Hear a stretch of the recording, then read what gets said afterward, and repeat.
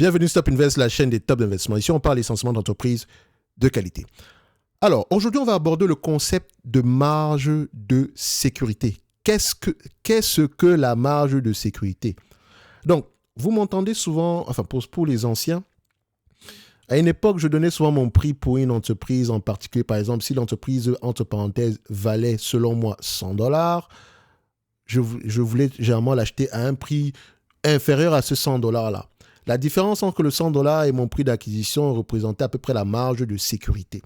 Parce que moi, je pars du principe qu'on ne paye pas n'importe quel prix pour une entreprise. Je m'en fous de savoir comment elle s'appelle.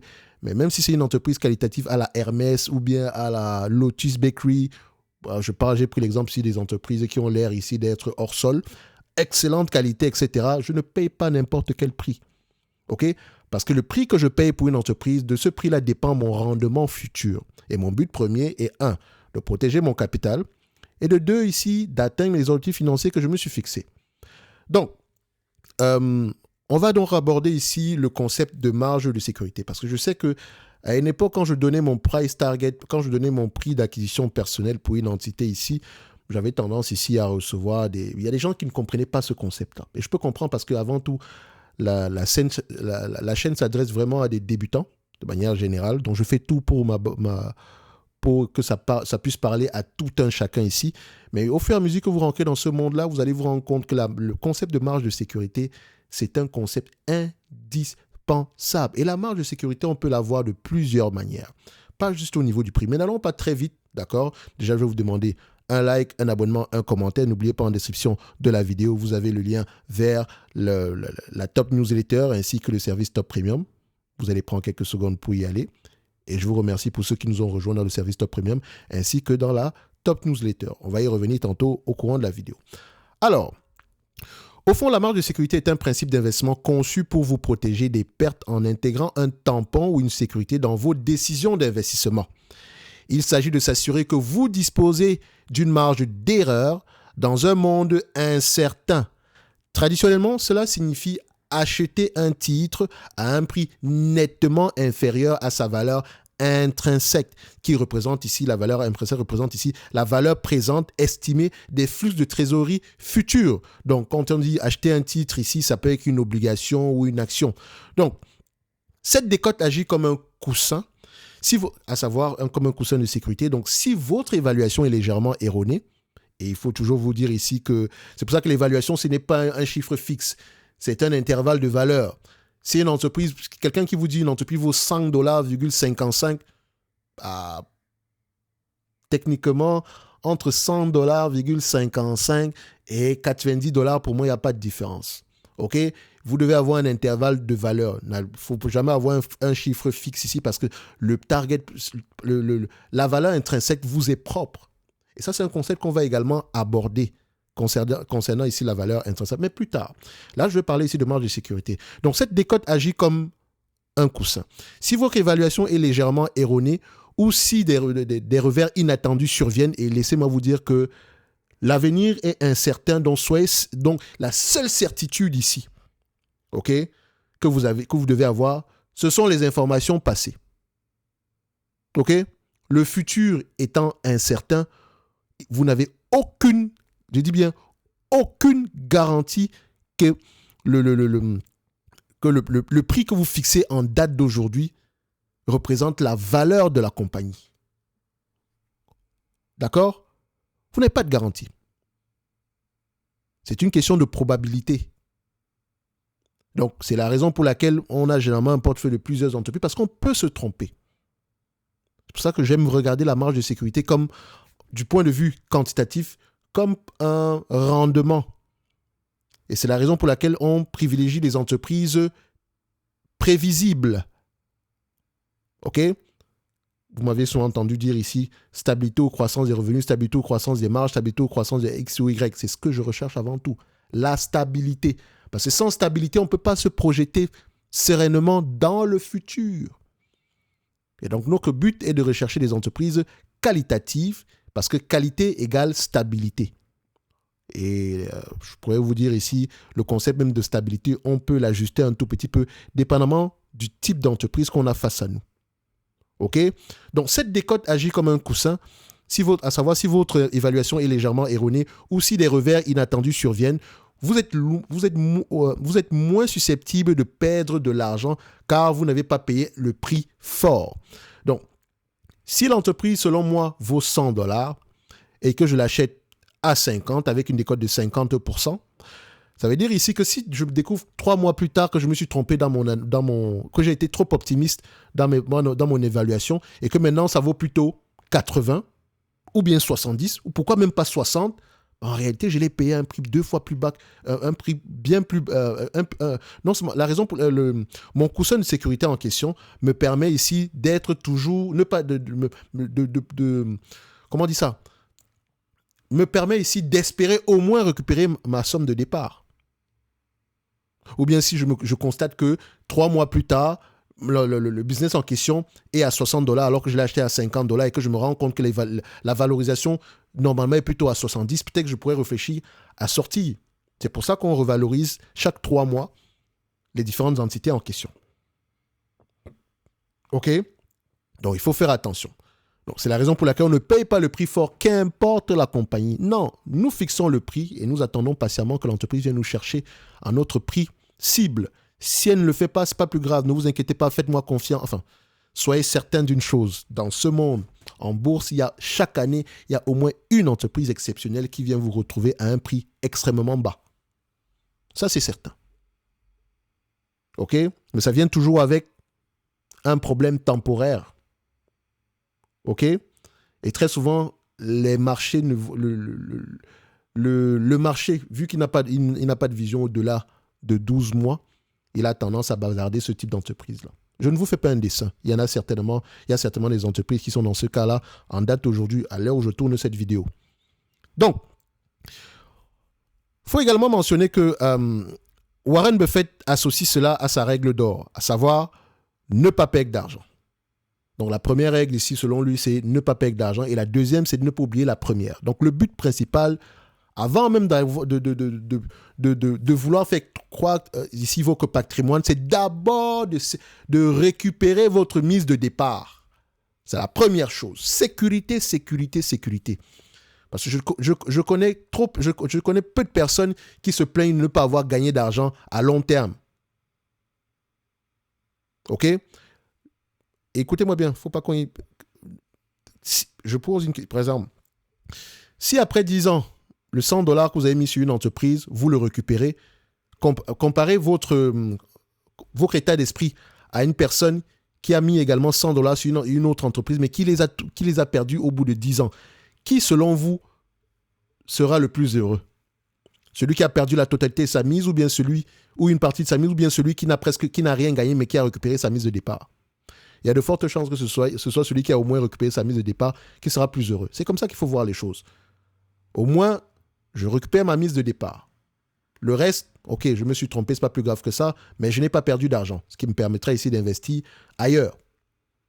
Donc, règle numéro 1, ne pas perdre d'argent. Règle numéro 2, ne pas oublier la première règle. Donc, Warren Buffett associe cela à sa règle d'or, à savoir ne pas perdre d'argent. Donc, la marge de sécurité est la manière pratique de respecter cette règle. Cependant, ce concept n'est pas figé.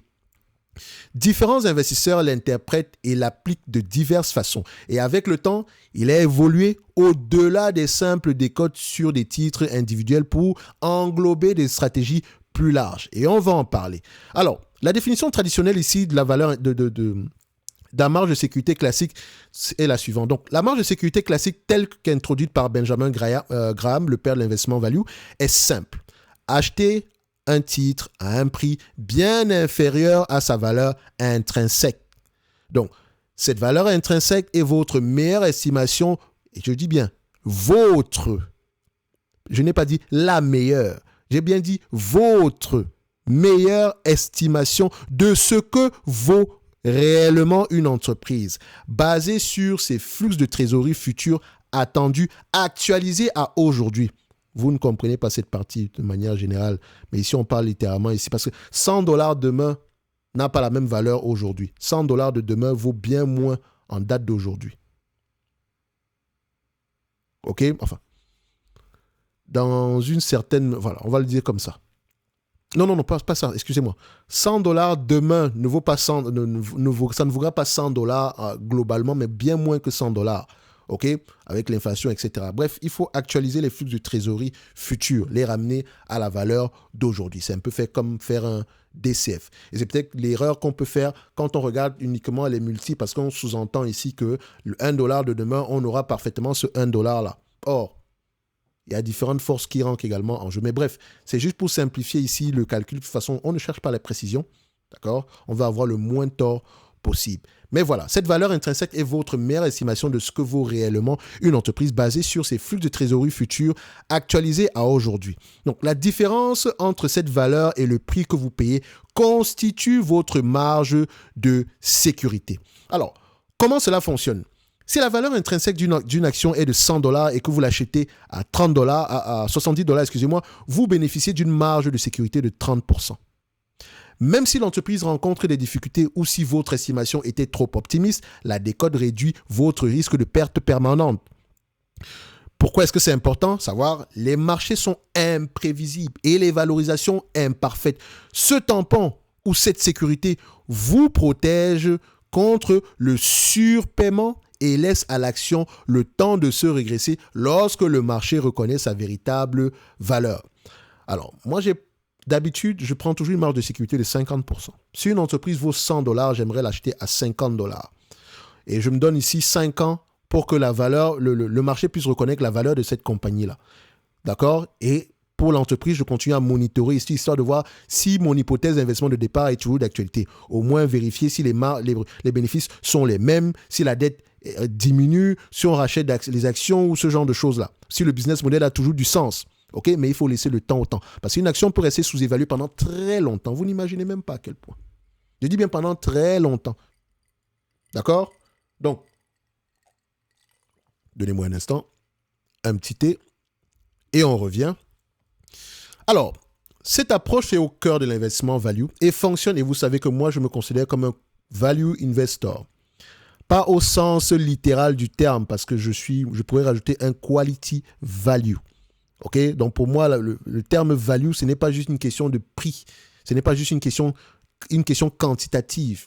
Ça va également toucher la qualité qui est, selon moi, ici, l'élément le plus important, le plus déterminant pour une croissance sereine à long terme. Acheter la qualité à bon prix. Donc, cette approche est au cœur de l'investissement value et fonctionne particulièrement bien avec des entreprises au flux de trésorerie prévisible, comme les services publics ou bien les marques de consommation bien établies. Donc, en fait, ici, c'est un exemple parmi tant d'autres qu'on pourrait également mentionner des entreprises dans la tech ici. Mais ça fonctionne très bien avec les entreprises prévisibles. OK? Donc, bien que la définition traditionnelle mette l'accent sur le prix, les investisseurs ont adapté ce concept à différentes stratégies. Voici les principales variantes. Premièrement, le ratio de valorisation faible. Certains investisseurs perçoivent une marge de sécurité dans les actions bon marché. D'accord? Donc, l'idée est qu'un multiple bas indique une sous-évaluation, limitant ainsi le risque de perte. Quand on parle de multiple ici, ça peut être le PE ratio, donc savoir le ratio court-bénéfice, ou bien le price to book ou le ratio court-valeur comptable. Et je vais peut-être prendre l'exemple ici de Stellantis, STLA. Oui, je vous vois venir. Ah oui, les Chinois, etc. En fait, vous minimisez souvent la capacité d'adaptation de certaines entreprises. Mais c'est pas plus grave que ça. Prenons Stellantis, qui est ici un price to earning sur les 12 prochains mois de 5,4. Initialement, dans le secteur automobile, c'est aux alentours de 10, 15 ici. Et encore, il faut normaliser les résultats. Surtout qu'ici, pour Stellantis, on sort d'une période ici. 2020 a faussé beaucoup de résultats et beaucoup d'informations ici. Donc, faites attention. Le price to earning ici ne correspond peut-être pas encore à ce qu'on va gagner demain. Mais c'est juste un exemple. Vous avez un price to earning ici de 5. Et pourquoi est-ce que j'ai pris l'exemple de Stellantis? C'est parce qu'on peut également prendre le price to book. Mais je vais préférer ici prendre le price to tangible book value. Ce qui veut dire ici que si Stellantis vend la totalité de ses actifs, d'accord, à leur juste valeur, leur valeur comptable ici, rembourse la dette et distribue la différence à ses investisseurs, vous aurez chacun d'entre vous, pour ceux qui achètent du Stellantis au prix actuel, vous aurez chacun d'entre vous au moins 16,31 €. alors que l'entreprise est à un prix de 12 excusez-moi, au moins 16,31 $, alors que l'entreprise a un prix à 12,70 $. OK? Donc, les values vont regarder ici, c'est une entreprise de value. Mais il y a un élément essentiel. La qualité du business. Parce que quand je prends mon PER ici, c'est basé sur les bénéfices nets attendus sur 12 mois. Or, est-ce que ce business est prévisible? La question à laquelle on doit répondre. Le book value en lui-même, il est constitué de quoi? S'il est constitué de stock, ça n'a peut-être pas la valeur 1 pour 1. Ça a peut-être une valeur ici 1 pour 0,7. Donc peut-être une décote supplémentaire. Donc ce qu'il faudra baisser le book value. Donc il faut regarder de quoi il est constitué. Est-ce qu'il y a des investissements massifs qui arrivent sur les mois à venir? Donc de telle sorte que si on s'est constitué essentiellement de cash, ce cash-là aura tendance ici à fondre comme neige au soleil. Donc, regardez uniquement les éléments quantitatifs, c'est bien. Mais ce n'est que le début. OK? Donc, pour revenir ici, quels sont les avantages? C'est un peu ce que j'ai déjà expliqué tantôt. C'est une méthode rapide pour repérer les opportunités potentielles. Les inconvénients, simples. Un faible PI peut être trompeur. Il peut refléter une entreprise en difficulté. On appelle ça les value trap ou bien piège de valeur, plutôt qu'une opportunité sûre. Donc, quand vous regardez le PI ratio, faites très attention. Et je vous renvoie toujours un livre qui est très intéressant, parce que j'adore utiliser le price to earning. C'est très simple à utiliser, mais également, il faut savoir l'utiliser. Le livre en question s'appelle John Neff on Investing. Je l'ai déjà mentionné ce livre ici plusieurs fois, mais si vous avez le potentiel, si vous avez ici la possibilité de l'avoir, achetez-le. Et c'est quelqu'un qui a il utilisait beaucoup le price to earning. Et j'avoue que c'est en lisant ce livre-là, John Neff, donc ça va, John c'est J-O-H-N, Neff c'est N comme Nathalie, E comme Édouard, F comme Fanfan, un deuxième F comme Fanfan, on investing. On c'est O-N, d'accord? Investing, je pense que vous savez tous l'écrire ici. Donc faites attention parce qu'il y a deux John Neff. Il y en a un qui est encore vivant, qui n'a aucune relation avec le John Neff dont je parle ici, qui est déjà décédé il y a très longtemps, paix à son âme. Mais c'était un investisseur extraordinaire. D'accord? Donc, il mentionnait qu'un faible PI peut être trompeur. Il peut refléter une entreprise en difficulté. On appelle ça les value traps. Plutôt qu'une opportunité sûre. Par exemple, quand je parle de value trap, il y a quelqu'un qui sait de quoi je parle. Je pense à quelqu'un de manière générale et il a tendance ici à me piquer parce que je détiens des actions de CVS. Et à chaque fois que j'en parle dans l'accélérateur, qui est mon programme d'accompagnement, il a tendance à me dire « Oh, mais c'est une value trap. » Mais c'est comme ça qu'on se taquine. Mais je leur ai dit que CVS, il y a de grandes chances que cette entreprise remonte à $100, sinon plus que ça. Mais attention, il faut avoir le cœur bien accroché. Et je leur ai promis une chose. Quand CVS montera à $100, je ferai une première vidéo. Et à $200, à $150, une deuxième, à 200, une troisième. Donc, présentement, ils sont en train de serrer les fesses pour que CVS ne monte jamais à $100. On verra, mais j'aime ça. Donc, peut-être également, j'ai un biais ici. Donc, parce qu'il ne faut pas oublier, étant investisseur, je suis moi-même face à mes propres biais psychologiques. Et je vous ai toujours dit une chose, c'est que travaillez beaucoup votre psychologie, parce que c'est la partie la plus importante, mais c'est généralement la partie la plus négligée. Les éléments quantitatifs, etc., on les a très rapidement, ça nous prend 3 mois, mais il faut généralement ici toute une vie pour maîtriser ici ses émotions, sa psychologie. Voilà. Parce qu'avant tout, moi je pense que investir, c'est avant tout c'est de l'art plus qu'une science. OK? Donc, revenons ici. Donc, un faible PI peut être trompeur. Il peut refléter une entreprise en difficulté, donc plutôt qu'une opportunité sûre. Par exemple, un détaillant avec un price to earning de 5 peut sembler bon marché alors qu'il perd des clients au profit de concurrents en ligne et non parce qu'il s'agit d'un joyau caché. Donc, quand vous regardez un price to earning ici, ne vous dites pas forcément que c'est une opportunité. Non, ça peut être une entreprise qui est en train de mourir. Ça peut être une entreprise qui a gagné beaucoup d'argent. Vous vous rappelez de l'exemple concernant Zim? Ou bien... ouais, c'est ça. Vous avez une entreprise comme Zim, par exemple. Ça fait pas longtemps, hein. Tout le monde parlait de Zim. Ah ouais, elle est sous-évaluée, elle distribue un gros dividende, etc. Est-ce que le business est prévisible? Pourquoi est-ce qu'elle gagne beaucoup d'argent en date d'aujourd'hui? Est-ce qu'elle a un pricing power? Les réponses étaient non. Depuis le début. C'était vérifiable parce que si vous connaissez à peu près ce secteur d'activité, cette industrie-là, c'est une entreprise qui aura le prix a augmenté tout simplement parce qu'il y avait une demande plus élevée que la normale. On parlait de pénurie, retard à la chaîne d'approvisionnement, etc. Bref, ce temps-là est passé aujourd'hui et vous allez voir à quoi ressemble Zim. Et donc, faites attention sur les compagnies, par exemple, maritimes. On parle souvent de Hug, Hoteliner, etc. Peut-être s'ils ont des contrats longue durée. Je n'ai rien contre cette compagnie-là, mais je sais que ça revient également beaucoup au niveau des demandes. Mais ça ne veut pas dire qu'il n'y a pas d'opportunités, comme par exemple la compagnie Maersk. Je pense que c'est... Oui, c'est Maersk. Maersk, si je ne me trompe pas. C'est une entreprise qui pourrait être intéressante au prix actuel. Maersk. Voilà. Voilà. C'est une entreprise qui pourrait être intéressante au prix actuel. Regardez son book value. Regardez sa capacité à générer les flux de trésorerie ici. C'est un business, oui, les chiffres ne sont pas beaux, etc. Il faut normaliser les résultats, mais même en normalisant les résultats, vous allez voir en compte que le prix actuel est tout simplement intéressant. Ce n'est pas le dividende qui nous intéresse parce qu'il aura tendance à diminuer, mais elle a les moyens de repayer au moins un dividende moyen de ce qu'elle avait tendance, enfin, un dividende à peu près équivalent de ce qu'elle avait tendance à verser aux alentours de 2021 à 2020 par là. Mais voilà. Elle a un PE ratio extrêmement bas, mais en réalité, il est bien plus élevé que ça. Si vous normalisez les résultats, il est peut-être à 10 ou quelque chose comme ça, mais ça n'empêche que ça reste une entreprise sous-évaluée du point de vue quantitatif. Maintenant, le qualitatif, on peut en parler tous les jours, mais ce n'est pas un business qui m'intéresse. Trop à capital intensif selon moi. Donc, revenons ici, et les barrières à l'entrée ne sont pas si élevées que ça. Donc, on continue. Prochainement, quand vous allez voir un price to earning ratio, vous ne pouvez pas tirer la conclusion que c'est une opportunité en or. OK? Il faut toujours comprendre quelle est la logique derrière et si les earnings en question sont stables dans le... on a la capacité si on a la possibilité d'avoir le même niveau de bénéfice net sur les années à venir.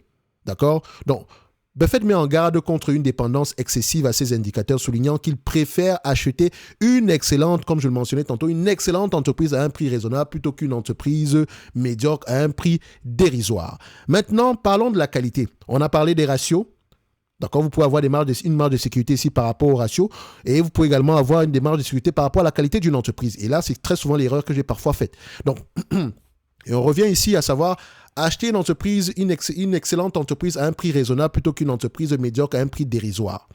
Et donc, parfois ici, les entreprises extraordinaires ou bien d'excellentes entreprises à des prix raisonnables, parfois on peut en trouver. Mais juste parce que le prix n'est pas exceptionnellement bas, ça nous pousse parfois à rater des opportunités. Or, on oublie souvent que la croissance joue également beaucoup sur ces entreprises-là. Et j'ai fait cette erreur avec Ferrari. Je l'ai fait avec Amazon il y a plusieurs années. Et je l'ai fait également avec Microsoft. Donc, une autre approche considère la qualité de l'entreprise elle-même comme une marge de sécurité. Les entreprises de qualité, à savoir celles qui sont dotées d'avantages concurrentiels, OK, qui ont également des bénéfices constants et des modèles d'affaires résilients. Donc, ces entreprises de qualité peuvent offrir une protection même sans une forte décote. Sur les entreprises pareilles, je peux les acheter à 25 fois les bénéfices. Je pense que j'ai dû rater également une occasion pareille avec MSCI. OK? Mais laissez-moi vous dire que vous pouvez avoir le meilleur des deux mondes. Entre la qualité, vous pouvez avoir des entreprises de qualité à des prix dérisoires. Ça existe. On l'a déjà vu en 2022. On le voit même encore en date d'aujourd'hui sur certaines entreprises qui étaient sous-évaluées déjà en 2022. D'accord? Ça existe également. Et c'est celle-là, c'est ça nos sweet spot. D'accord? Donc, quand je dis sweet spot ici, donc c'est essentiellement des entreprises, c'est exactement ce type d'entreprise qu'on recherche. Elles sont rares, mais il y en a au moins une chaque année qui s'offre à nous. Au moins une. Et pour marquer le coup ici, on peut prendre l'exemple de TTD. TTD qui est de Trade Desk ici. C'est une vidéo que j'ai faite il y a très longtemps. Une vidéo quantitative où j'avais marqué que l'entreprise pourrait m'intéresser aux alentours de 50-55$ par là. Et quand je faisais la vidéo, on était peut-être aux alentours de 100, 20$, je ne sais pas. Aujourd'hui, le prix, l'entreprise est venue nous chercher à un prix intéressant. Maintenant, on ne va pas juste l'acheter bêtement. Est-ce que le business model a du sens? Pourquoi est-ce que le marché nous propose un prix pareil en date d'aujourd'hui? OK? Donc, histoire ici de voir quel est le risque est-ce que le risque qu'on prend ici aujourd'hui est bien calculé? Ou bien est-ce qu'on accepte de prendre ce risque-là en termes d'investissement? Donc, soyez certains, tôt ou tard, les opportunités d'investissement vont se présenter. C'est la raison pour laquelle il ne faut pas céder au FOMO. Patience, les amis. Ça paye, ça finira toujours par payer. Patience. Votre travail, c'est d'identifier les entreprises qualitatives, les étudier en amont et attendre patiemment qu'une opportunité d'investissement se présente. Donc, comment cela fonctionne? Ces entreprises sont moins susceptibles de s'effondrer en période difficile et leur valeur intrinsèque tend à croître avec le temps. La sécurité réside dans leur durabilité, pas seulement dans le prix. Prenons un exemple, pensez à Hermès ou Microsoft. Leur atout ici, à savoir la fidélité de la marque ou bien la force de leur écosystème, les rendent intéressantes, même à des valorisations justes. Pour moi, Hermès, c'est une entreprise que j'aimerais avoir à un prix. Bon, Hermès, voilà.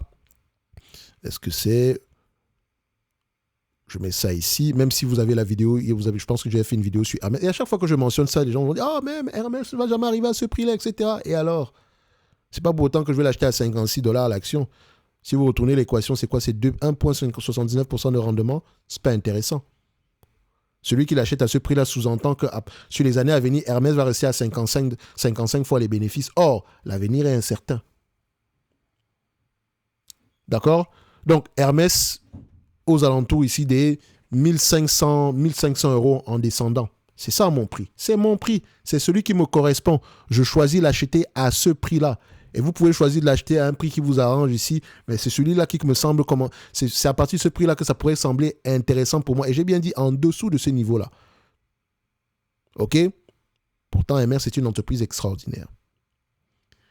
Et une opportunité d'investissement a été présente. Il y avait une opportunité d'investissement en 2022, par exemple, par rapport à Hermès.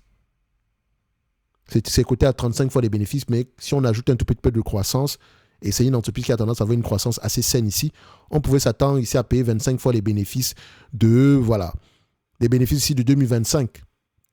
Donc en 2022, on aurait pu légèrement surpayer, mais ça nous aurait été bénéfique. OK? Donc, ces erreurs-là, j'essaierai de ne plus les reproduire sur les années à venir. Mais ce n'est pas grave, ce n'est pas plus grave que ça. Je sais que les opportunités vont également encore se présenter dans le futur, comme elles se présentent d'ailleurs sur certaines entreprises aujourd'hui. Donc, cela correspond à la philosophie de Warren Buffett, que je mentionnais tantôt plus haut. Donc, acheter une excellente entreprise à un prix raisonnable plutôt qu'une entreprise médiocre à un prix dérisoire. Et le troisième élément ici, c'est de combiner la qualité et la valeur. Donc, la marge de sécurité double combine ces deux idées. Acheter une entreprise de qualité à un prix réduit, cela offre une double protection. La solidité de l'entreprise réduit le risque de perte permanente. La décote fournit une sécurité supplémentaire contre les erreurs de calcul ou les baisses de marché. Donc, cette combinaison est plus rare. Mais elle constitue une stratégie puissante lorsqu'elle se présente. Et laissez-moi vous dire que comme je le mentionnais tantôt, chaque année, il y a au moins une entreprise dans ce monde qui offre une combinaison pareille. Qualité et prix. Certitude. Mais il va falloir l'identifier. Et comme je dis toujours, ça ne vient pas gratuitement. Donc, les grandes entreprises se négocient rarement à bas prix. Ne vous inquiétez pas. Mais ça arrive. OK? Très souvent, ça arrive. Donc, le concept s'est également étendu pour s'appliquer au niveau du portefeuille et pas seulement aux investissements individuels. Donc, au niveau du portefeuille, on peut parler de la diversification. Repartir les investissements sur différents actifs réduit l'impact d'un échec isolé. Si une action s'effondre, le portefeuille peut continuer à prospérer. Donc, la diversification est une sorte de marge de sécurité. Deuxièmement, vous pouvez avoir des paris asymétriques. Donc, certains investisseurs intègrent des placements à haut risque, haut rendement, comme par exemple des liquidations ou des entreprises en régressement. Par exemple, acheter une entreprise comme il y a quelques mois, comme Boeing, c'est une entreprise en régressement. Haut risque, haut rendement. OK? Haut risque, haut rendement. Pourtant, quand on regarde bien, c'est une entreprise qualitative, mais qui est en plein régressement en date d'aujourd'hui. Donc, l'acheter, ce n'est pas si fou que ça, mais actuellement, si le plan de l'entreprise à se régresser échoue, ça peut vous faire mal. Mais si on vise le fait que l'entreprise aura tendance à se relever dans le futur ici, et que le prix actuel aujourd'hui, le carnet de commande est plein, etc. Maintenant, tout est une question de coût de production. Ce n'est que ça. Les coûts de production de Boeing doivent être inférieurs ici au prix qu'elle a fixé pour ces différents avions-là, de telle sorte qu'elle se dégage ici une marge, une marge bénéficiaire. Il y a également des secteurs ici où elle avait, je pense, dans le secteur aérospatial ici, où elle avait des marges très peu élevées, tout simplement parce qu'elle avait signé des contrats vraiment merdiques, dans le sens où il y a certains contrats où elle livrait ici des produits à perte, littéralement. Or, le nouveau PDG, son rôle, avant tout, c'est d'éliminer tout cela. Aucun segment d'activité de Boeing ne doit être déficitaire. C'est son objectif. Ça prendra le temps que ça prendra ici, mais dites-vous que c'est au risque, au rendement. Si ça se réalise, on pourrait revenir ici à une entreprise qui pourrait générer ici du $26 par action. Enfin, en termes de cash flow opérationnel, à quels soient les cash flows opérationnels, ça peut être intéressant. On pourrait avoir, ce serait peut-être pas étonnant de revoir du Boeing à $300 l'action. OK? Donc, il y a quelques mois, c'était également une entreprise comme 3M. OK? Il y a quelques mois également, c'était une entreprise comme General Electric. Est-ce que vous savez que les actionnaires de General Electric ont fait beaucoup d'argent? General Electric avait des joyaux à l'intérieur de cette entreprise-là. Il y a eu des spin-offs et si on reprend à peu près après l'arrivée du dernier PDG, la performance globale de toutes les entités qui ont été spin-off ici, vous allez voir que les actionnaires de General Electric ils ont eu tendance ici à bien performer. OK? Mais ça n'a pas été facile. Donc, vous pouvez également spéculer un tout petit peu avec des entreprises en liquidation ou bien des entreprises ici en regressement. D'accord? Ça pourrait payer également. Donc, c'est une sorte également ici. Donc, ça dépend de chacun d'entre vous. Chacun a sa sensibilité. Donc, certains investisseurs intègrent des placements à haut risque comme des liquidations, des entreprises en regressement. Donc, ces entreprises, ces placements à haut risque sans marge de sécurité traditionnelle. Donc, parce que, par exemple, sur Boeing, comment est-ce que vous allez prendre la marge de sécurité et gagner pas d'argent en date d'aujourd'hui? Donc, ces positions de petite taille, généralement, offrent un potentiel de gain, par exemple, un rendement multiplié par 10, c'est un exemple, bien supérieur au risque, savoir la perte d'investissement. Donc, le fait de mettre 1% de son capital sur Boeing ici, au cas où ça ne se passe mal et que Boeing fait faillite, etc., c'est pas plus grave que ça. OK? Donc, vous savez que oui, on ne gagne pas d'argent, etc. Donc, il y aura des secousses ici, beaucoup de volatilité à court terme. Mais si on arrive à se relever parce qu'on a un produit qui est intéressant ici, qui est très demandé d'ailleurs, ça pourrait être un home run. D'accord? Donc, la stabilité globale du portefeuille agit alors comme un filet de sécurité. Imaginez quelqu'un qui a 90% de son portefeuille sur Meta, Amazon, Google, Microsoft et 10% de son portefeuille sur 100 autres entreprises différentes. Pensez vraiment que le fait que une des 100 entreprises en question fasse faillite, ça va être un problème pour lui? Mais non. Mais une de ces entreprises-là peut tellement bien performer qu'elle se retrouve à valoir ici, à représenter une pondération très élevée dans le portefeuille. Ça peut également arriver. Donc, on peut également dire ici que Buffett a approuvé cette idée en suggérant qu'il pourrait prendre un risque calculé, limité, si les probabilités étaient fortement en sa faveur. On peut voir ici avec les compagnies japonaises. Il me semble qu'ils continuent à en acheter d'ailleurs. Donc, je sais que c'est assez long. Prenez un moment ici pour boire un petit verre d'eau. OK? Et je prends le temps ici d'expliquer calmement ces différents éléments parce que la marge de sécurité est indispensable pour la suite. Rappelez-vous, on fait du stock picking ici sérieusement. Ce concept-là, vous devez le maîtriser. C'est important. Vous devez l'intégrer dans votre processus d'analyse. C'est déterminant pour la suite. Pas parce qu'une entreprise vaut 100 qu'on l'achète à 100. Non. On veut une marge de sécurité. OK?